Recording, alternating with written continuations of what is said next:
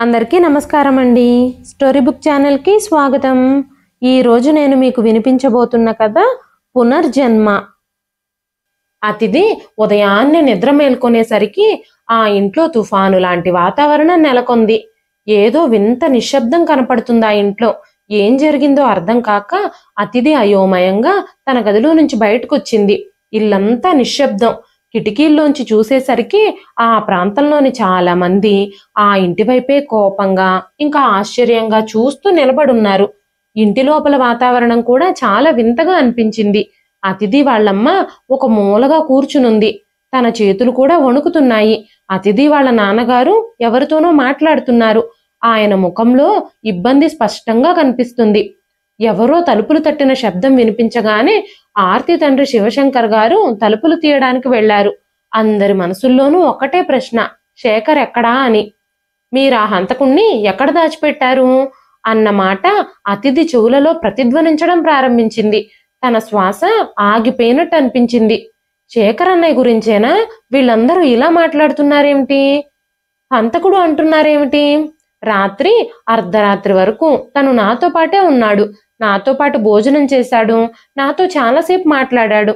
నేను రాత్రి నిద్రపోవడానికి వెళ్ళాను. ఉదయం లేచేసరికి అన్నయ్య హంతకుడుగా ఎలా మారిపోయాడు అనే విషయం అతిథికి ఏమీ అర్థం కావడం లేదు.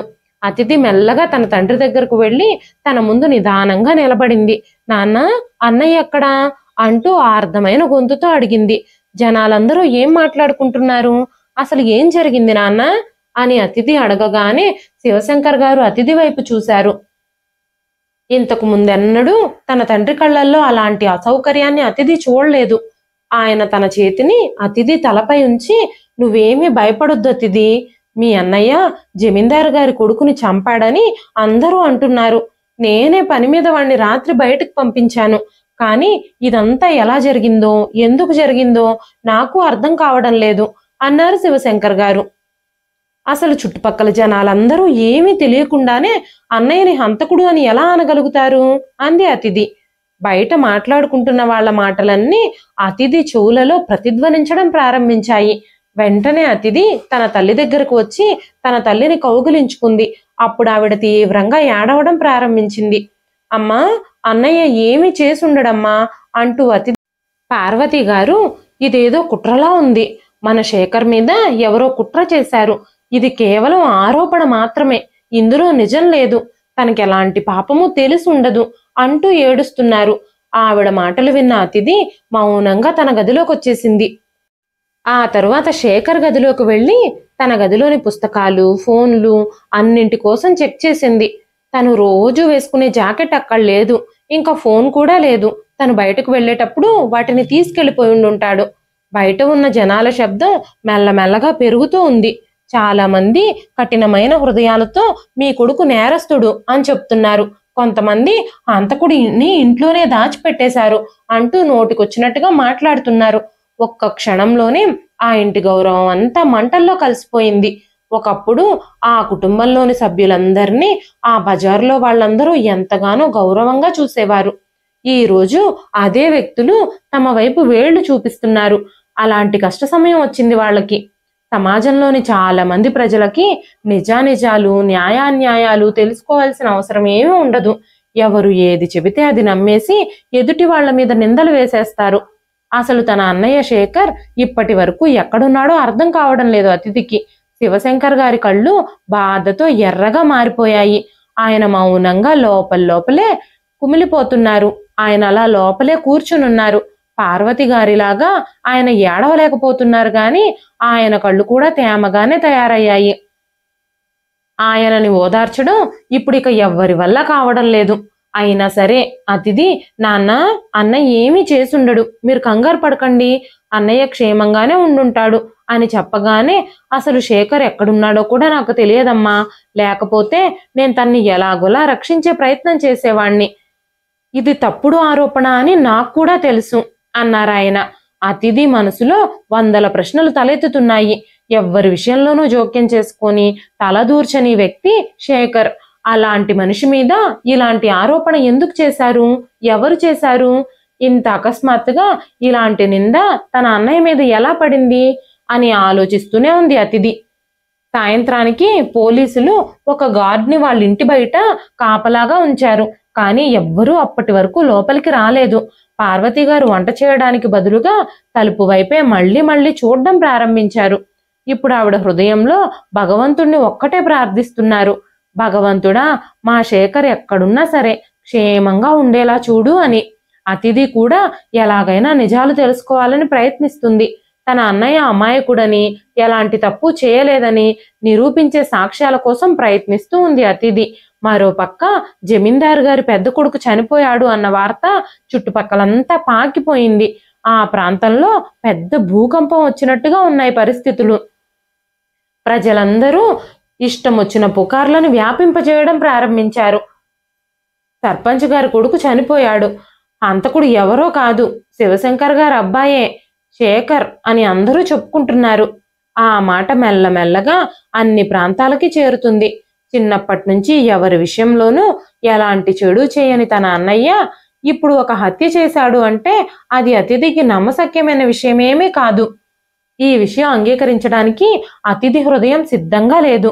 అకస్మాత్తుగా ఇదంతా పీడకలైతే ఎంత బాగుండో అని అతిథి అనుకుంది. చాలాసేపు నిశ్శబ్దం తరువాత శివశంకర్ గారు మెల్లగా, అమ్మ అతిథి, రాత్రి మీ అన్నయ్య శేఖర్, ఆ జమీందారు గారి అబ్బాయి విజయ్ ఇద్దరూ ఒకే వాహనంలో ఉన్నట్టు సీసీటీవీ ఫుటేజ్లో రికార్డ్ అయిందట. ఆ తర్వాత జమీందారు గారి అబ్బాయి చనిపోయాడు అనగానే అతిథి ఒకే వాహనంలో ఉండడం, ఆ తర్వాత ఆయన చనిపోవడం, ఈ హత్యకు రుజువులు ఎలా అవుతాయి నాన్న?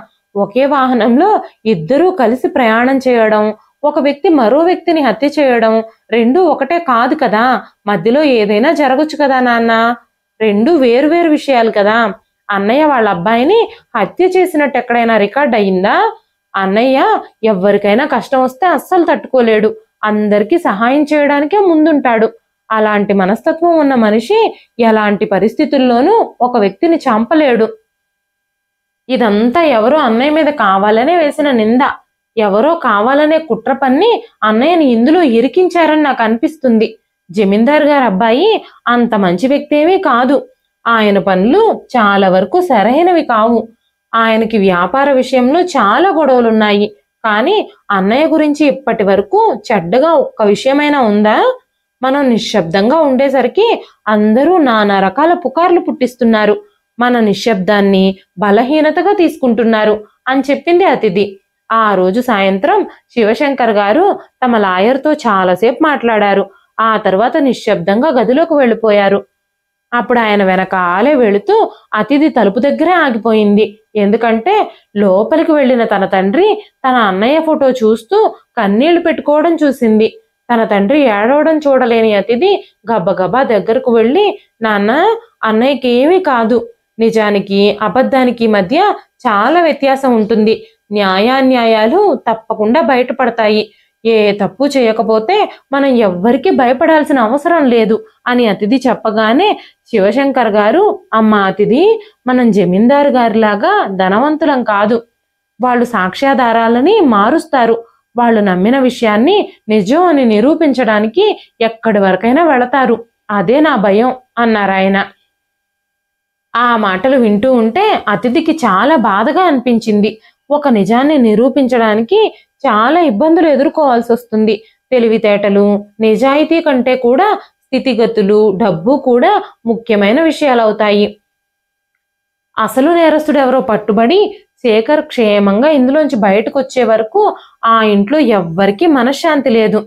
ఆ రోజు రాత్రి అతిథి తన అన్నయ్య ల్యాప్టాప్ని తెరిచి చూసింది. బహుశా ఆ ల్యాప్టాప్లో ఏవైనా నిజాలు బయటపడొచ్చేమో అని. కానీ ఆ ల్యాప్టాప్లో ఈ విషయానికి సంబంధించిన ఎలాంటి ఆధారాలు లేవు. కానీ అందులో ఒక ఫోల్డర్లో కొన్ని సమావేశాలకు సంబంధించిన ఇన్ఫర్మేషన్స్ ఉన్నాయి. అవి బహుశా శేఖర్కి మాత్రమే అర్థం అవ్వచ్చు. ఆ తర్వాత రోజు ఉదయం పార్వతి గారి కళ్ళు ఆ ఇంటి తలుపు మీదే ఉన్నాయి. ఎటు నుంచైనా శేఖర్ ఆ ఇంటికి మళ్ళీ తిరిగి వస్తాడేమోనని ఆవిడ ఆశగా ఎదురు చూస్తూనే ఉంది. అతిథి మాత్రం ఆ రాత్రంతా నిద్రపోలేదు. ఎలాగైనా సరే సాక్ష్యాధారాలు సంపాదించి తన అన్నయ్య నిర్దోషి అని నిరూపించాలి అని అతిథి ఆలోచిస్తూ ఉంది. శేఖర్ నిర్దోషి అని తన హృదయం చెబుతుంది. కానీ హృదయం మాట ఈ ప్రపంచం వినదు. ఈ ప్రపంచానికి సాక్ష్యాలు కావాలి. ఈ ప్రపంచం సాక్ష్యాలనే అడుగుతుంది. తన అన్నయ్య మీద ఉన్న ఈ ఆరోపణలన్నీ చాలా లోతుగా మారినప్పటికీ తన మనసులో ఉన్న విశ్వాసం మాత్రం దృఢంగా ఉంది. మూడో రోజు ప్రతిరోజు లాగానే సూర్యుడు ఉదయించాడు. కానీ ప్రతి ఉదయము అతిథి వాళ్ళ కుటుంబానికి కొత్త పరీక్షనే తీసుకొస్తోంది. ప్రతిరోజు ఈ రోజైనా ఏమైనా మార్పు ఉంటుందేమోనని ఆశగా ఎదురు చూస్తున్నారు వాళ్ళు. కానీ ఆ రోజు ఎవ్వరూ ఊహించలేదు ఉరుము లాంటి ఒక సమస్య ఆ ఇంటి మీదకి రాబోతుంది అని. ఆ రోజు మధ్యాహ్నం అకస్మాత్తుగా తలుపు తట్టిన శబ్దానికి ఇంట్లో ఉన్న వాళ్ళందరూ షాక్ అయిపోయారు. శివశంకర్ గారు తలుపు దగ్గరకు వెళ్లారు. తలుపు తెరిచిన వెంటనే ఎదురుగా కొంతమంది పోలీసులు, జమీందారు గారింటికి సంబంధించిన వాళ్ళు అక్కడ నిలబడి ఉన్నారు. వాళ్ళ కళ్ళన్నీ ఎరుపు రంగులో కోపంగా కనిపిస్తూ ఉన్నాయి. వాళ్ళ గొంతుల్లో కూడా విషం నింపుకున్నట్టుగా మాటలు కరుకుగా వస్తున్నాయి. సాధారణ రోజుల్లో శివశంకర్ గారిని ఎంతగానో గౌరవించే మనుషులు కూడా ఇప్పుడు అవమానకరంగా మాట్లాడుతున్నారు. జమీందారు గారితో కలిసి నిలబడి శంకర్ గారి వైపు చూస్తూ ఉన్నారు పోలీసులు. అప్పుడు జమీందారు గారు, నా కొడుకుని చంపిన హంతకుడు ఇంట్లోనే ఉన్నాడా, వాణ్ణి బయటకు లాక్కరండి అని అనగానే శివశంకర్ గారు గబగబా జమీందారు గారి దగ్గరకు వెళ్ళి, మేం కూడా చాలా దుఃఖంలో ఉన్నామండి, కానీ మా కొడుకు శేఖర్ నిర్దోషి, అతను ఏమీ చెయ్యలేదు. జమీందారు గారు, మీరు కోపం తెచ్చుకోవద్దు, నా కొడుకు చాలా ఇన్నోసెంట్ అని ఆయన అనగానే జమీందారు గారు కోపంగా, నా కొడుకు చచ్చిపోయాడు, నీ కొడుకు బ్రతికే ఉన్నాడు, తను ఏ తప్పు చెయ్యకపోతే తను అసలు ఎందుకు అక్కడి నుంచి పారిపోవాలి? తను నేరస్తుడు కాకపోతే ధైర్యంగా నిలబడాలి, కానీ దొంగతనంగా దాక్కోవాల్సిన అవసరం ఏమొచ్చింది? మీ కొడుకుని మీరే ఇంట్లో దాచిపెట్టారేమో, బయటకు తీసుకొచ్చి పోలీసులకు అప్పగించండి, నిజానిజాలు న్యాయాన్యాయాలు వాళ్లే తేలుస్తారు అనగానే శివశంకర్ గారు, లేదండి, మా కొడుకు ఇంటికొచ్చి 3 రోజులయ్యింది అని చెప్పారు. వెంటనే జమీందారు గారు, ముందు ఇల్లంతా వెతకండి అని చెప్పినప్పుడు పోలీసులు వాళ్ళ ఇల్లంతా సెర్చ్ చేశారు. ఆ ఇంట్లో పోలీసులకు ఏమీ దొరకలేదు. జమీందారు గారు అతిథి వైపు వింతగా చూస్తున్నారు.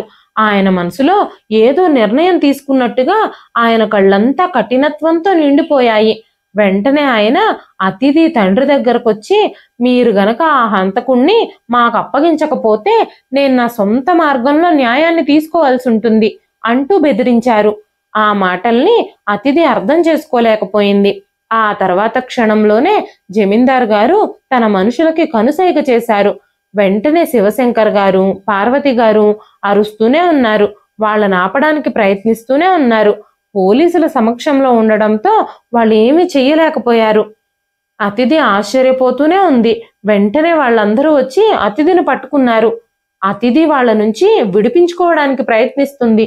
నిస్సహాయంగా తన తండ్రి వైపే చూస్తోంది. తన తండ్రి కళ్ళు కూడా అంతకంటే నిస్సహాయంగా ఉన్నాయి.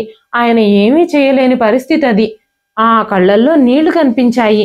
పార్వతి గారు మాత్రం నేల మీద పడిపోయి వాళ్ళందరినీ అతిథిని వదిలిపెట్టమని ప్రాధేయపడుతూ ఏడవడం ప్రారంభించారు. ఒక్కసారిగా అక్కడ ఏం జరుగుతుందో కూడా అతిథికి అర్థం కాలేదు. అతిథి జీవితంలో అతి భయంకరమైన క్షణం అది. తన తల్లి అరుపులు, తన తండ్రి కళ్ళల్లో నీళ్లు, నిస్సహాయత. ఆ సమయంలో తన శరీరంలో ప్రాణం ఉందా లేదా అన్నట్టుగా అనిపిస్తుంది. జమీందారు గారి మనుషులు అతిథిని జమీందారు గారి బంగ్లాకి తీసుకొచ్చారు. జమీందారు గారు అతిథి తల్లిదండ్రులతో, మీ అబ్బాయిని తీసుకొచ్చి మీ అమ్మాయిని తీసుకెళ్ళండి అని చెప్పారు. తన అన్నయ్య కోసం తనని తీసుకెళ్తున్నారు అన్న విషయం అతిథికి అర్థమైంది. అతిథి ఆ బంగ్లాలోకి ఒక నేరస్తురాల్లాగా, ఒక ఖైదీలాగా అడుగు పెట్టింది.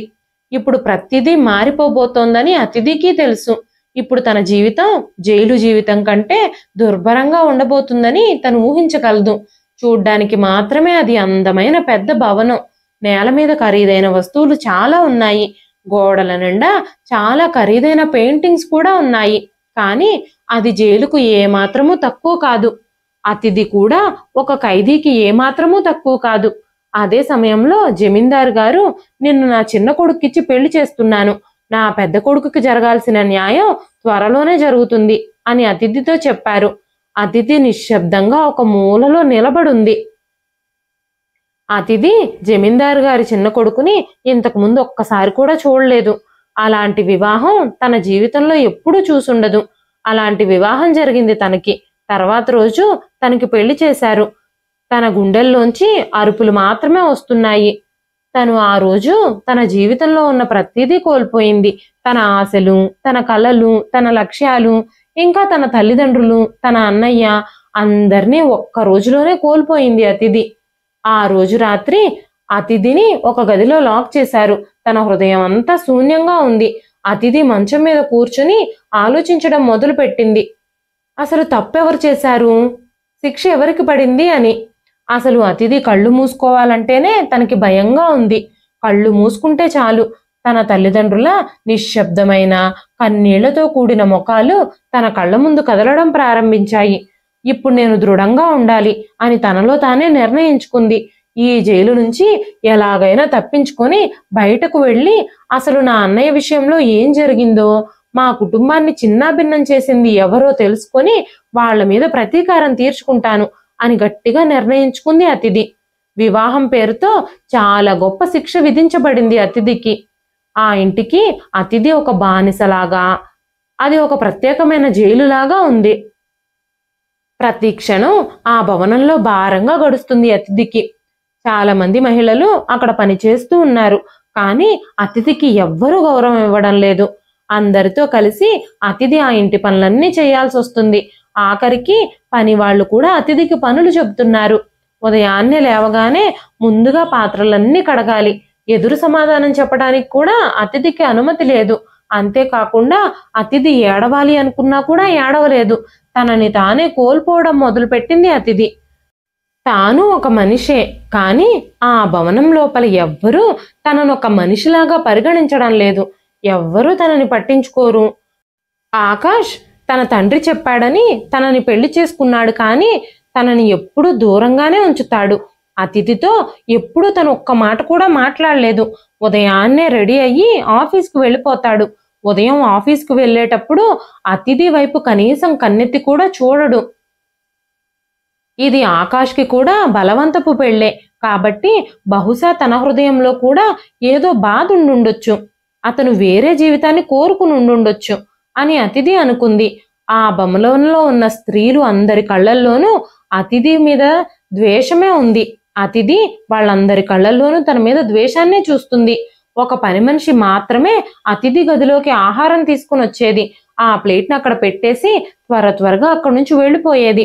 ఒకరోజు అందరూ ఏదో పని మీద ఆ ఇంటి నుంచి బయటకు వెళ్లారు. ఎవ్వరూ ఇంట్లో లేకపోవడంతో అతిథికి బయటకు వెళ్లి లాన్లో కూర్చోవడానికి కొంచెం ధైర్యం వచ్చింది. చల్లగాలి వీస్తుంది. ఆకాశం కూడా నిశ్చలంగా ఉంది. కొన్ని క్షణాలు అతిథికి అక్కడ ప్రశాంతంగా అనిపించింది. కానీ అప్పుడే ఒక మనిషి అక్కడికి వచ్చాడు. అతని కళ్ళల్లో కోపం స్పష్టంగా కనిపిస్తుంది. ఈ స్థలం మీరు కూర్చోవడం కోసం కాదు, ఇక్కడెందుకు కూర్చున్నావు నువ్వు అని గట్టిగా అరిచాడు. అతను జమీందారు గారికి నమ్మకమైన పనివాడు. అతనిని చూడగానే అతిథికి చాలా భయం వేసింది. గబ్బగబ్బా లేచి అతని నుండి తప్పించుకోవడానికి లోపలికి పరిగెత్తుకుంటూ వెళ్ళిపోయింది. ప్రతి రాత్రి అతిథి తన అన్నయ్యని జ్ఞాపకం చేసుకొని కళ్ళు మూసుకొని ఆ భగవంతుణ్ణి ప్రార్థిస్తూ ఉండేది. మా అన్నయ్య ఎక్కడున్నాడో, కనీసం ఈ జీవితంలో ఎప్పటికైనా ఒక్కసారైనా నేను తనని చూడగలుగుతానా లేదా అని బాధపడుతూ ఉండేది. కానీ తన గుండె లోతుల్లో శేఖర్ తనకి దగ్గరగానే ఉన్నట్టు అనుభూతి చెందేది. తన అన్నయ్య తనతో మాట్లాడుతున్నట్టుగానే అతిథి కనిపించేది. నేను సజీవంగానే ఉన్నాను. త్వరలోనే నేను నీ కష్టాలన్నింటినీ గట్టెక్కిస్తాను. ఇంకా కొన్ని రోజులే, ఈ సమస్యలన్నీ త్వరలోనే తీరిపోతాయి అన్న మాటలు వినిపించేవి. అతిథి వాళ్ళన్నయ్య నిర్దోషి అని అతిథి నిరూపించుకోగలిగినప్పుడే అంతా సరిగ్గా జరుగుతుంది. ఈ లోకం ముందు శేఖర్ని నిర్దోషిగా నిరూపించగలిగినప్పుడే తనకి పడిన వివాహం అనే ఆ శిక్షని, ఆ గొలుసుల్ని తను విప్పుకోగలుగుతుంది. ఇది అంత సులభమైన విషయం ఏమీ కాదు. కానీ తనకి పూర్తిగా వ్యతిరేకంగా ఉన్న ఒక ప్రపంచంలో అతిథి ఇప్పుడు ఖైదు చేయబడింది. తన కోసం మూసివేయబడిన తలుపుల్ని తెరిచేవారెవ్వరూ లేరు. తన అరుపుల్ని, ఆర్తనాదాల్ని వినేవారెవ్వరూ లేరు. అతిథి ఇప్పుడు అక్కడ అందరికీ భారంగానే ఉంది. ప్రతిరోజు ఉదయం అలాగే జరుగుతుంది.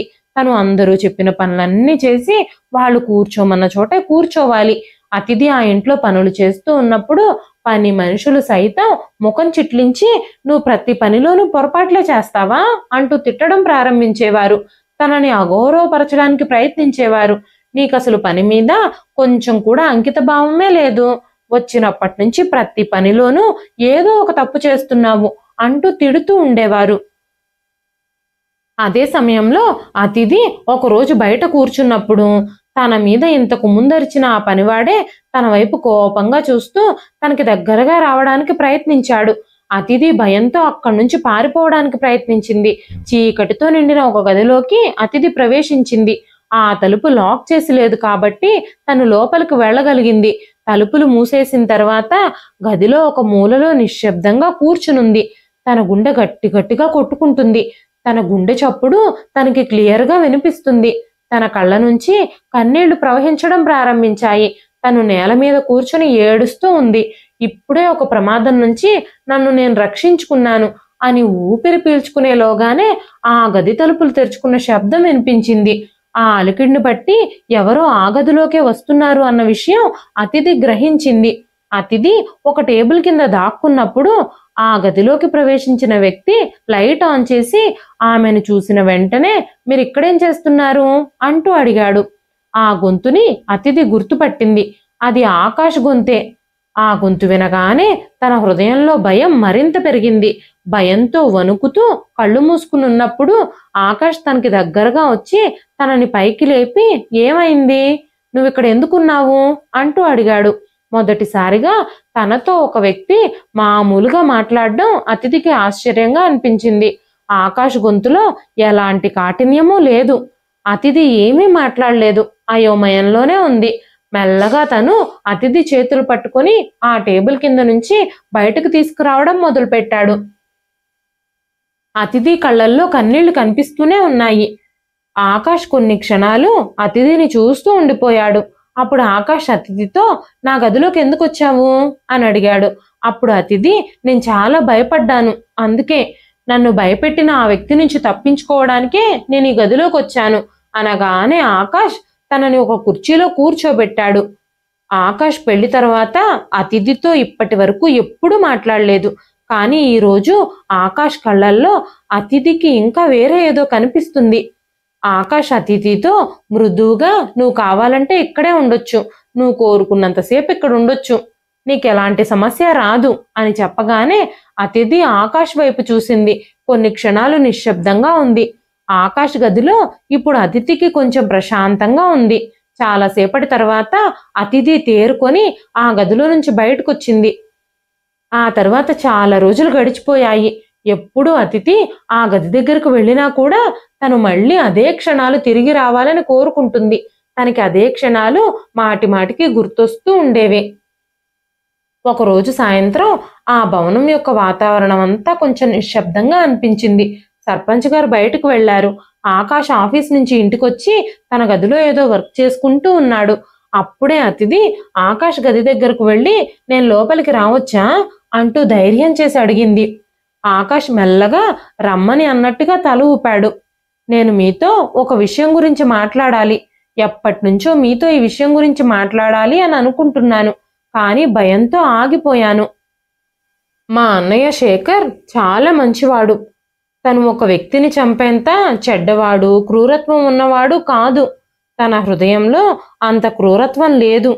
తను ఒక మనిషిని హత్య చేసేంత దిగజారిపోడు అని చెబుతూ ఉన్నప్పుడు ఆకాష్ అతిథి కళ్ళల్లోకి చూశాడు. అతిథి కళ్ళల్లో నిశ్చలత తను చెప్పేది నిజమే అన్న విషయాన్ని రూఢిపరుస్తుంది.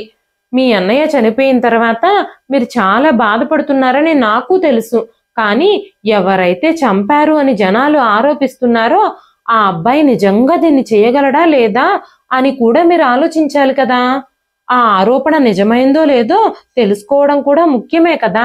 అసలు నిజంగా హత్య చేసింది ఎవరో కనిపెట్టడం కూడా ముఖ్యమైన విషయమే కదా అంది అతిథి.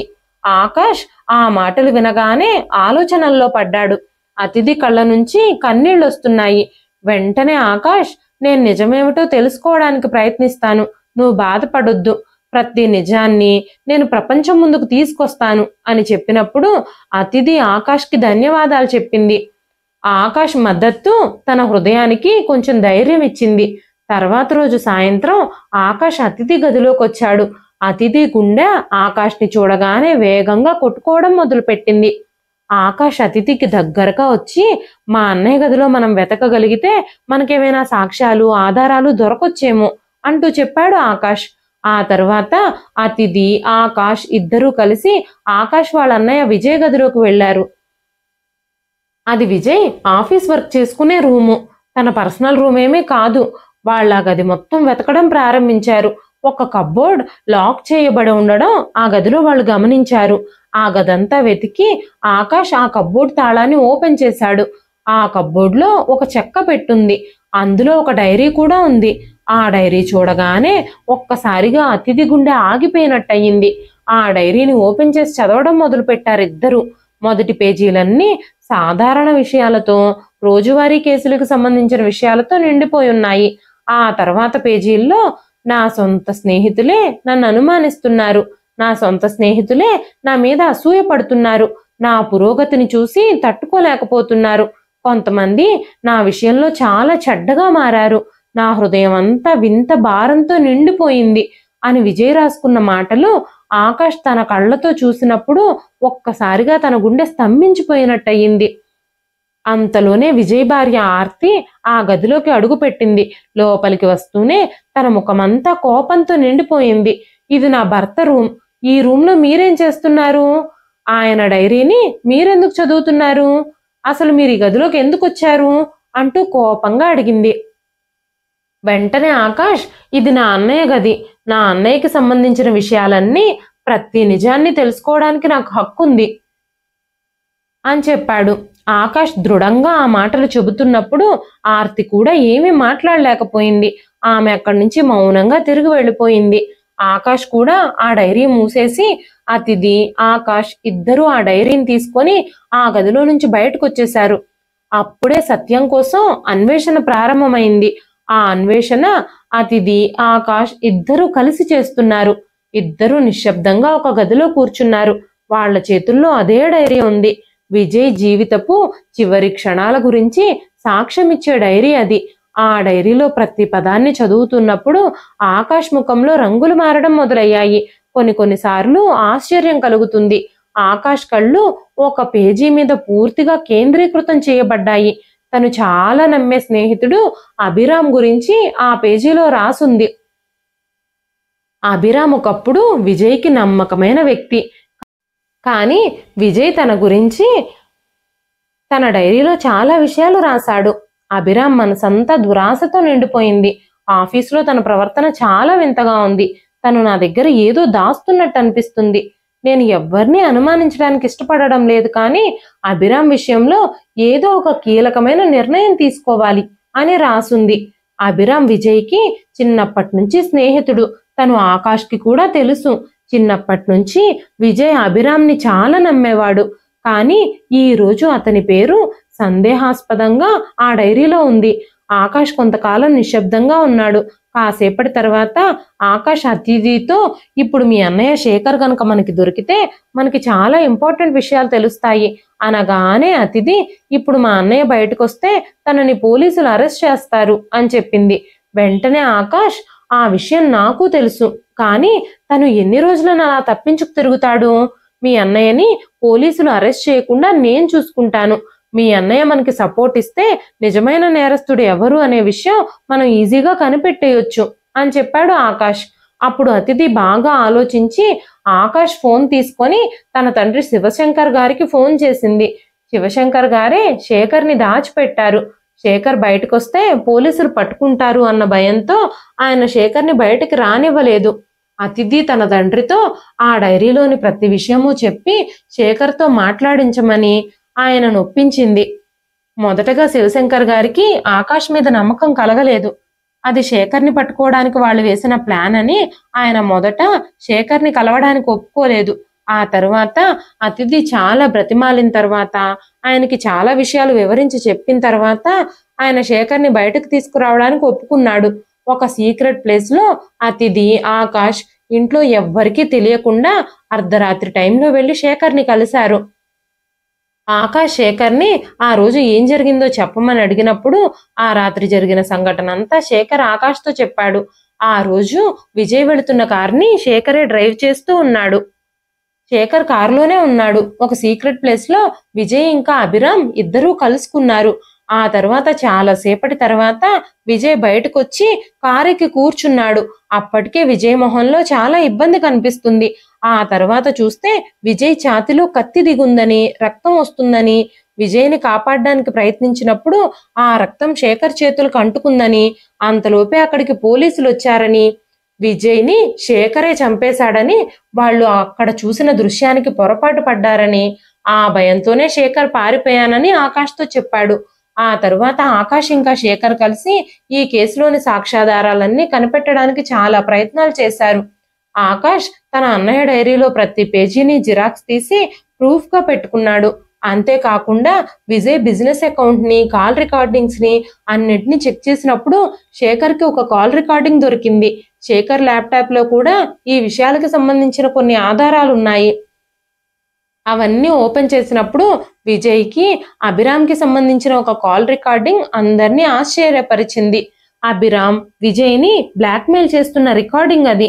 డబ్బులు ఇవ్వకపోతే విజయ్ బిజినెస్ ని దివాలా తీయిస్తానని బెదిరిస్తున్నాడు అభిరామ్. విజయ్ సీక్రెట్లన్నీ అభిరామ్కి తెలుసు. ఎందుకంటే వాళ్ళిద్దరూ చిన్నప్పటి నుంచి స్నేహితులు. విజయ్ అభిరామ్ని ఎంతగానో నమ్మాడు. అందుకే చాలా వరకు బిజినెస్ సీక్రెట్స్ అన్ని అభిరామ్కి షేర్ చేస్తూ ఉండేవాడు. ఆ సీక్రెట్స్ అన్ని ఉపయోగించుకొని ఇప్పుడు అభిరామ్ విజయ్ని బ్లాక్మెయిల్ చేస్తున్నాడు.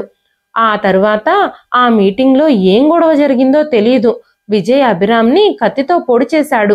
సాక్ష్యాధారాలన్నీ సంపాదించిన తర్వాత వాటన్నింటినీ జాగ్రత్తగా ఫైల్ చేసి పోలీసుల్ని ఆశ్రయించాడు. ఆకాష్ ఇంకా శేఖర్ వాళ్ళ దగ్గరున్న సాక్ష్యాధారాలన్నీ పరిశీలించిన తర్వాత పోలీసులు నేరుగా అభిరామ్ ఇంటికి చేరుకున్నారు. అక్కడ పోలీసుల్ని చూడగానే అభిరామ్కి విషయం అంతా అర్థమైపోయింది. అభిరామే స్వయంగా పోలీస్ ఇన్వెస్టిగేషన్ లో విజయ్ని కత్తితో పొడిచి చంపేశానని ఒప్పుకున్నాడు. అభిరామ్ విజయ్తో డబ్బుల గురించి మాట్లాడిన తర్వాత విజయ్ అభిరామ్ని స్వయంగా వచ్చి కలిశాడు. అప్పుడు ఆ కార్ని శేఖరే డ్రైవ్ చేసుకుంటూ వచ్చాడు. ఆ తరువాత లోపలికొచ్చిన విజయ్కి అభిరామ్కి మధ్యలో వాగ్వాదం జరిగింది. ఆ గొడవలోనే అభిరామ్ విజయ్ని కత్తితో పొడి చేశాడు. ఈ విషయమంతా స్వయంగా అభిరామే తన నోటితో ఒప్పుకున్నాడు. శేఖర్ నిర్దోషి అని ప్రపంచం అంతటి ముందు నిజం బట్టబయలైపోయింది. సర్పంచ్ గారు శేఖర్ తల్లిదండ్రులు ఇద్దరికీ క్షమాపణలు చెప్పారు. అంతేకాకుండా అతిథితో కూడా, అమ్మ అతిథి, నన్ను క్షమించు. నేను నిన్ను కోపంతో, కక్షతో తీసుకొచ్చి ఈ బలవంతపు పెళ్లిలో ఇరికించి ఈ ఇంట్లో నిన్ను బంధించేశాను. నీకు నేరస్తులకు వేసే జైలు శిక్ష కంటే ఘోరమైన శిక్షను నేను వేశాను. నన్ను క్షమించమ్మా, నిన్ను ఇంట్లో బందీని చేశాను అంటూ చేతులు జోడించి చెప్పారు.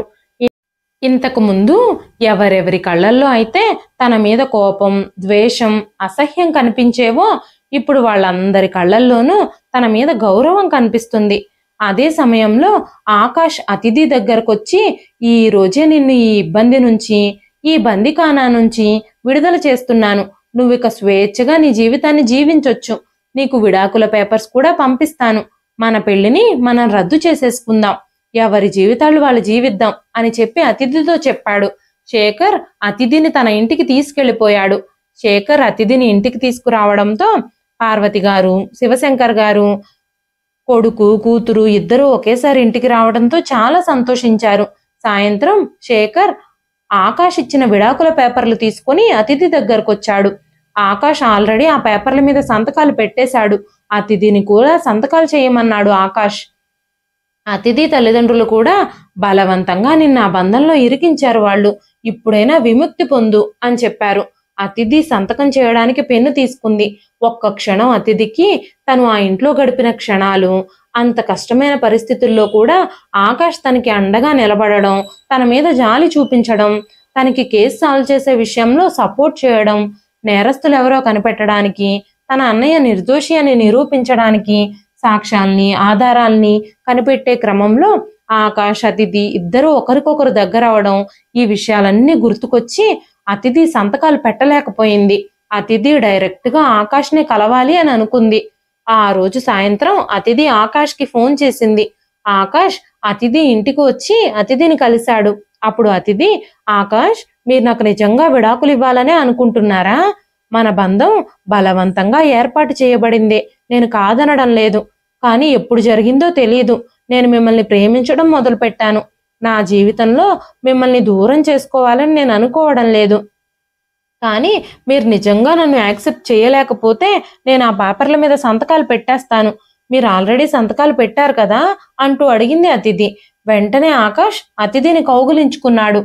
ఆకాష్కి కూడా అతిథి మీద చాలా ప్రేమ ఉంది. కానీ అతిథి తనని నిజంగా ప్రేమిస్తుందో లేదో తనకి ఖచ్చితంగా తెలియదు కాబట్టే విడాకుల పేపర్ల మీద సంతకాలు పెట్టేసి పంపించాడు. అతిథి, ఆకాష్ ఇద్దరూ తమ వివాహ బంధాన్ని నిలబెట్టుకోవాలి అని అనుకున్నారు. ఒకరోజు అతిథి బానిసలాగా, ఒక ఖైదీలాగా అందరూ అవమానించే, అసహ్యించుకునే రీతిలో ఆ ఇంట్లోకి అడుగు పెట్టింది. కానీ ఈరోజు తన భర్తతో కలిసి గౌరవంగా తలెత్తుకొని ఆకాష్ భార్యలాగా ఆ ఇంట్లో మళ్ళీ అడుగు పెట్టింది. ఇది అతిథికి పునర్జన్మ కంటే తక్కువేమీ కాదు. తను ఆ ఇంట్లో బానిసలాగా తన బ్రతుకుని ముగిస్తుందేమో అని అప్పుడప్పుడు అనిపించేది అతిథికి. కానీ ఇప్పుడు తను ఆ ఇంటికి యజమానురాలైపోయింది. ఇంతకు ముందు ఆ ఇల్లు ఒక బందిఖానాలాగా, జైలులాగా, కారాగారంలాగా అనిపించేది అతిథికి.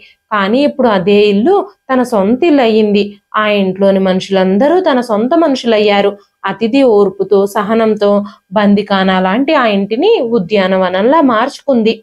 ఇదండి ఈ రోజు కథ.